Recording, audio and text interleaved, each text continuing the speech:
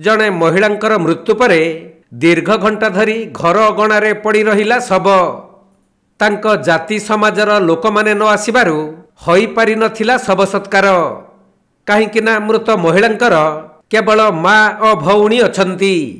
अन्य केही पुरुष लोक तांको परिवार रे नथिबा बेले कौनसी कारणरू सेमाने तांको जाति समाजरू बाछंद थिले। तेणु महिलांकर मृत्यु हेबा परे तांको शवकु जाति समाजर लोक माने आसी छुई नथिले। फलरे मृत महिलांको माँ और भौणी शवदाह किपरि करिबे असहाय होई पड़िथिले।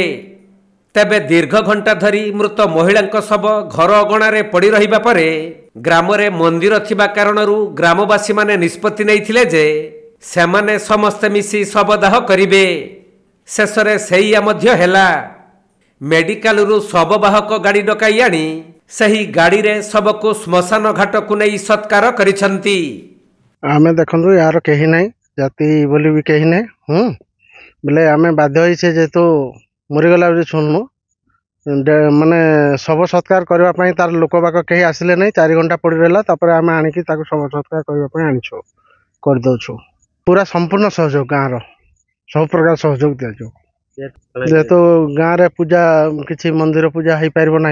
हाँ तेणुक गाँव लोक आम सब प्रकार चिंता करके शव सत्कार कर रीतिनीति करने गाँव तरफ भी सहयोग कर प्रशासन तरफ सहयोग मिलवाई सब प्रकार आम साहाय्य कर।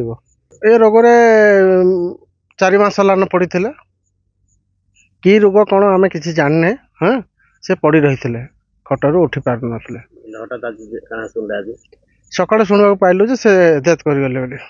तेबे मृत महिला जनक हेउछंती संबलपुर जिला रेढ़ाखोल थाना कदलीगढ़ ग्रामर बिशा सेठ। से दीर्घ 3 मास धरी असुस्थ रहिबा परे आज सकाळे तांकर मृत्यु होइथिला। तांकर निजर बोली कहिले तांको माँ एवं भौणी। एपरी क्षेत्र रे 2 जण महिला किपरि शव सत्कार करिवे से नै चिंतारे पड़िथिले।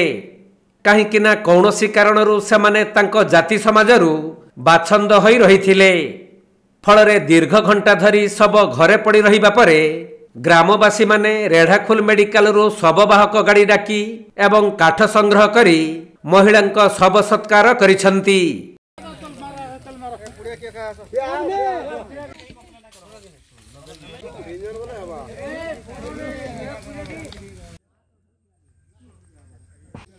संबलपुर जिला रेढ़ाखोलरू विनोद कुमार सेठी रिपोर्ट कोणार्क लाइव।